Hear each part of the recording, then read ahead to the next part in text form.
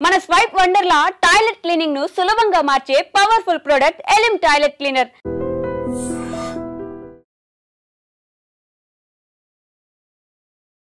తెలంగాణ ముందుగా అందిపుచ్చుకొని ఇక్కడే ముందుకు పోవాలనేటువంటి ఆలోచనతో ఈరోజు పెద్ద ఎత్తున పోతున్నటువంటి కార్యక్రమంలో భాగంగా కేవలం సూర్యాపేట బస్ డిపోకే 79 బ్యాటరీ బస్సులు శాంక్షన్ చేస్తే ఇవాళ ఒకటే రోజు 45 బస్సుల్ని మనం ప్రారంభోత్సవం చేసుకోవటం చాలా గొప్ప విషయంగా నేను భావిస్తా ఉన్నాను. మిత్రులారా, రాష్ట్ర వ్యాప్తంగా జరుగుతున్నటువంటి ప్రక్రియ. ఈరోజు సూర్యాపేట డిపోలో 45 బస్సులు ప్రారంభోత్సవం చేసుకుని ఈ ప్రాంతానికి అందిస్తున్నామంటే మిగతా రాష్ట్ర వ్యాప్తంగా ఉన్నటువంటి ప్రతి ఆర్టీసీ బస్సులో కూడా ఇటువంటి ప్రక్రియని పొన్నం ప్రభాకర్ గారు మొదలుపెట్టారు. ముఖ్యంగా హైదరాబాద్ లాంటి నగరంలో కూడా పెద్ద ఎత్తున ఇటువంటి బస్సులు ప్రవేశపెట్టి ఈ దేశంలో నగరాలు ఎదుర్కొంటున్నటువంటి కాలుష్యాన్ని ముందుగానే పసిగట్టి హైదరాబాద్ నగరాన్ని మనం కాపాడుకోవాలి. రాష్ట్రానికి రాజధానిగా ఉన్నటువంటి తెలంగాణ రాజధానిగా ఉన్నటువంటి హైదరాబాద్ నగరం అత్యంత ఆహ్లాదకరమైనటువంటి వాతావరణంలో పొల్యూషన్ లేనటువంటి రాజధానిగా మిగుల్చుకోవాలనేటువంటి ఆలోచనతో హైదరాబాద్ నగరంలో కూడా వితిన్ ది ఓఆర్ఆర్ లోపల ఉన్నటువంటి బస్సులన్నింటినీ కూడా సాధ్యమైనంత మేరకు 2800 బస్సుల్ని హైదరాబాద్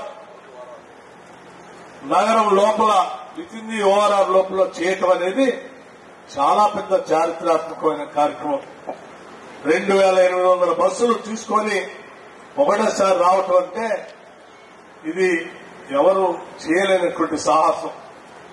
ఇటువంటి కార్యక్రమాన్ని రాష్ట్ర వ్యాప్తంగా చేసుకుంటూ ముందుకు పోవటమే కాకుండా ఇక్కడ సామాన్యులకి రవాణా సౌకర్యాన్ని ఇస్తూ దీన్ని కాపాడుతూ అట్లాగే పర్యావరణం రక్షిస్తూ దీన్ని కాపాడుతూ ఆర్థిక భారం నుంచి కూడా దీన్ని బయటపడేయడం కోసం మహాలక్ష్మి అనేటువంటి ఒక పెద్ద గొప్ప కార్యక్రమాన్ని రాష్ట్రంలో ఉన్నటువంటి సగభాగం ఉన్నటువంటి మహిళలందరి కోసం మన ఆర్టీసీలో ఈ రాష్ట్రంలో ఎక్కడి నుంచి ఎక్కడికి ప్రయాణం చేసినా ఉచితంగా ప్రయాణం చేసేటట్టుగా ఈ రాష్ట్రంలో ఉన్నటువంటి మహిళలందరికీ మహాలక్ష్మి అనేటువంటి పథకాన్ని పెట్టి ఈ రోజు దాన్ని విజయవంతంగా మనం కార్యక్రమాన్ని నిర్వహించుకుంటూ ముందుకు పోతా ఉన్నాం.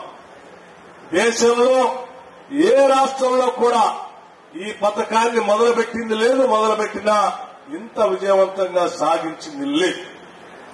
ఉదాహరణకి ఈ రాష్ట్రంలో ఇప్పుడే మంత్రి గారు చెప్పినట్టు 182 కోట్ల జీరో టికెట్లు ఇప్పటికీ రాష్ట్రంలో ఉన్నటువంటి మహిళలు వాడుతున్నారు.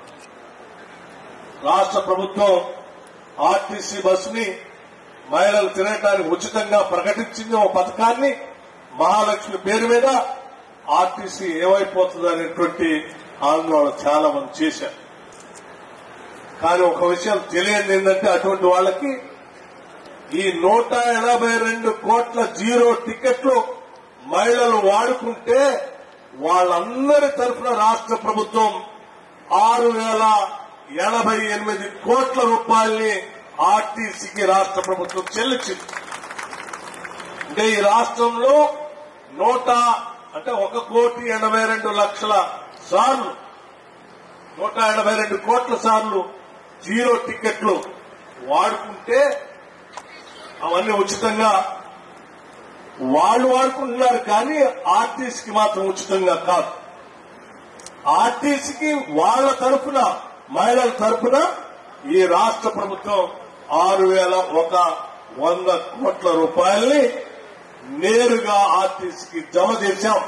ఇప్పటికే ఈ 6,100 కోట్ల రూపాయలు రాష్ట్ర ప్రభుత్వం ఈ మహిళలందరి పేరు మీద జమ చేయబట్టే ఈరోజు ఆర్టీసీ ఆర్థికంటే వాళ్ళందరి తరఫున రాష్ట్ర ప్రభుత్వం 6,088 కోట్ల రూపాయల్ని ఆర్టీసీకి రాష్ట్ర ప్రభుత్వం చెల్లించింది. అంటే ఈ రాష్ట్రంలో 1,82,00,000 సార్లు 182 కోట్ల సార్లు జీరో టికెట్లు వాడుకుంటే అవన్నీ ఉచితంగా వాళ్ళు వాడుకుంటున్నారు, కానీ ఆర్టీసీకి మాత్రం ఉచితంగా కాదు.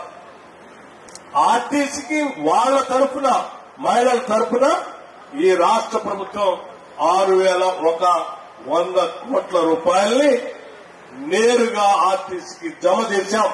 ఇప్పటికే ఈ 6,100 కోట్ల రూపాయలు రాష్ట్ర ప్రభుత్వం ఈ మహిళలందరి పేరు మీద జమ చేయబట్టే ఈరోజు ఆర్టీసీ ఆర్థికంగా నిలదొక్కుని ఆర్టీసీ బస్సులు ఫుల్ కెపాసిటీతో ప్రయాణం చేయబట్టే ఈరోజు ఆర్టీసీ ఆర్థికంగా పరిపుష్టిగా ఉండి ఈరోజు క్షేమంగా బతికి పట్టగలిగింది.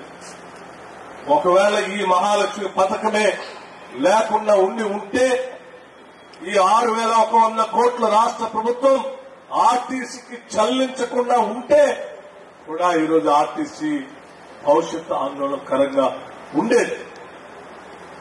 అందుకే రాష్ట్ర ప్రభుత్వం తీసుకున్నటువంటి ఈ నిర్ణయం ఇటు మహిళలకు ఉచితంగా ప్రయాణం చేయడానికి, ఇంకో పక్కన రాష్ట్ర ప్రభుత్వానికి సంబంధించినటువంటి ఆర్టీసీ ప్రభుత్వ రంగ సంస్థ ఆర్థికంగా నిలదొక్కుకోవడానికి కూడా పెద్ద ఎత్తున ఉపయోగపడ్డదని నేను స్పష్టంగా చెప్పడానికే ఈ 2 ఉదాహరణలు మీకు చెప్తున్నానని చెప్తూ, ఈ ప్రజాప్రభుత్వం ఎప్పుడు కూడా ప్రజల ఆస్తుల్ని, ఆనాటి ప్రభుత్వాలు మొదలుపెట్టినటువంటి ప్రభుత్వ రంగ సంస్థల్ని కాపాడుకుంటూ భవిష్యత్ తరాలకు కూడా మారుతున్నటువంటి మార్పులకు అనుగుణంగా దాన్ని అప్డేట్ చేసుకుంటూ ముందు తరాలకు అందించడమే మనందరిపైన ఉన్నటువంటి బాధ్యతగా మేము భావించి ఈ కార్యక్రమాలని చేసుకుంటూ ముందుకు పోతా ఉన్నాం.